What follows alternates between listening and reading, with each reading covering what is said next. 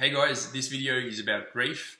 I'm going to explain to you exactly what is going on in grief, why you're feeling the way you're feeling, and how you can move on from it in a matter of hours instead of dragging it on for weeks or months or years. And so to understand grief, there's a basic principle in physics, which you may have learned in high school science class, and it states that energy in the universe can never be created nor destroyed. It can only be transformed or changed in form from one form to another. So a very basic example of this is if you've got water and you leave it out on a hot sunny day and it changes form from liquid into gas and it evaporates. Or if you put the water into a very cold environment, you put it out in the snow and it's going to turn from water into ice. And so the water doesn't disappear, it just changes form. Now, the same thing applies to human behavior, and especially in relationships with people. So if you look at a perception of grief, basically what it is, it's a perception that you've lost something. So that might be the loss of a loved one that's passed away. It might be the loss of a relationship. It might be the loss of money. It could be the loss of anything you perceive to be missing in your environment. Now, what's going on with grief is because you have this perception of loss without a perception of gain, you're then feeling grief and you're feeling an emotion around it. Now, similar to that law of physics, because in the universe you can never have a gain without a loss of energy, you've just got a transformation. The first thing you want to do if you're grieving is you want to ask yourself the question, okay, what specifically is it that I perceive to be missing right now in my environment? So I'll give you an example. Let's say that you've just come out of a relationship and the person broke up with you and you were quite attached to them and now you're missing them and you're feeling pretty down and bad about it. What you would ask yourself is, you want to be specific. You want to say, what specifically is it that I'm most missing about this individual? Now, one thing to be aware of is you're not going to be missing the whole person. You're not going to be missing all of them. Because initially when you think about this question, if you've come out of a breakup, you'll probably be thinking, oh, I just missed the whole person. I just missed being around them. But when you look at that statement, it's not entirely true. You're going to miss the things that you really admired about them. So you might have really admired the sense of humor they had or their intelligence, or you might have really loved going on adventures with them and you missed that. There's going to be also parts about the person that you're going to have more negative associations than positive associations with, and you're not going to miss these things as much. It's going to be things like when they were yelling at you, or when you were in an argument, or when they left their clothes around the house, or when they were being selfish. You're not going to miss those parts of the person. You're only going to miss the parts that you're admiring. And so when you become aware of that, you want to ask yourself, okay, so if I'm only missing the things that I admire and look up to in this person, what are the specific character traits that I'm missing right now?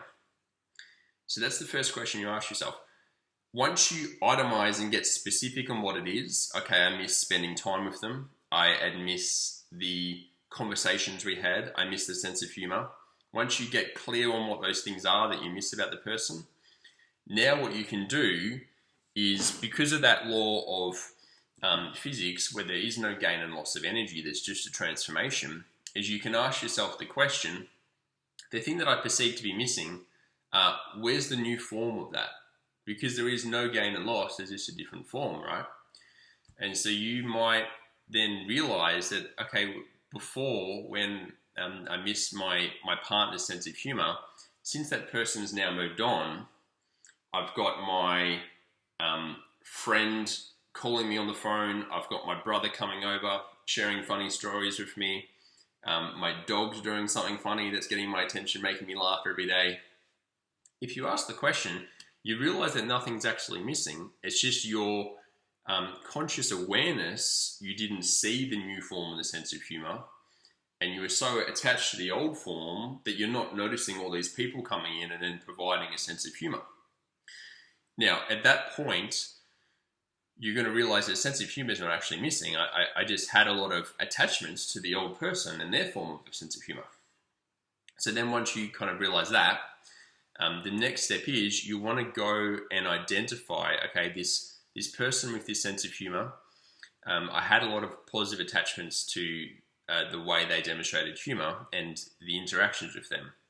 And so as long as you've got more positive associations than negative associations with this person in regards to their sense of humor, if you lose that person, you're going to have withdrawal symptoms. You're going to feel the loss. It's similar to any kind of dependency that you have on something outside of you. If you lose it, you have withdrawal symptoms. If you are on a drug and you lose the drug, you're going to have withdrawal symptoms. If you're addicted to food, or if you're addicted to gambling, when they're taken away, you feel the loss and you have a withdrawal. So with a person, when you identify the character trait that you're missing about them, you find who's providing the new form, and so you realize the trait's not missing, but you've still got an attachment to the way that they did it.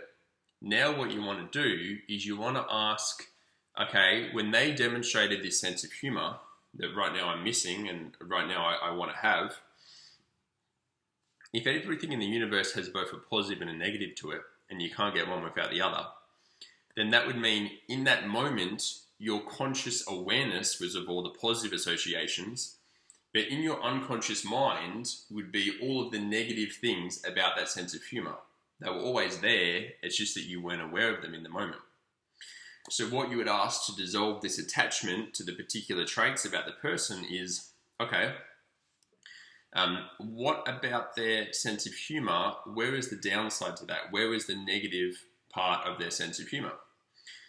And if you ask yourself that question, you'll start to realize that, hey, there were drawbacks, there were downsides to the sense of humor. You might find that they made jokes to deflect from connecting with you, or they made jokes to avoid responsibilities, or sometimes the jokes were bad, or sometimes they involved you in the joke and you were the butt of the joke and then you felt bad.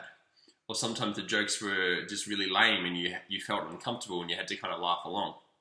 Eventually what happens is you start to see the negative side of what you thought was all positive, and you get to a point where you can see equally with the sense of humor, well, there's just as many negatives as positives. When you can see both to the same degree, the attachment to that person's sense of humor is completely gone. And now the final step, what you want to do is you want to go out there and you want to find, okay, these new people that I recognize that are now providing the sense of humor, what's the benefit of that new form they're providing for me? You want to go and find the positives, the positive attachments to their sense of humor. So you might realize that, okay, well, now that my friends are, sending me funny videos and stuff, well, that gives me more independence because I'm not kind of obligated to be around them. I can text them and I can have fun with them and I can move on and I can go do something else. And then you might find, okay, with my dog and, my dog's funny and I'm laughing at my dog. Okay, well, the benefit of that is my dog is kind of, not wanting anything from me. I feed my dog. I have fun with the dog. You go in and you stack up what are all the benefits of the new form of the sense of humor. Now, once you've done that, you have recognized the new form of what you thought was lost. You went and found the drawbacks to the form that you only saw one side of, the person you broke up with. What's the downside of their sense of humor? Until you saw equal downside to upside, equal negative to positive, that dissolves the attachment to the person. Now you go and find the new forms. What are the benefits of them? Once you've done each of these three steps, you'll now find that you're no longer missing the person because you've completely dissolved all the attachment to them. So the grief is actually it's a half awareness because you're only aware of half of the picture. You're aware of the side of the trait that you admired, but you're unaware of the side of the trait that you despised.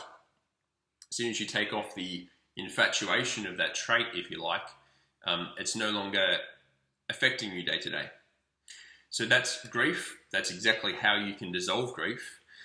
If you have any questions around this, or you want some help with the process, reach out to me on my website or Instagram or Facebook, and I'll see you on the next video.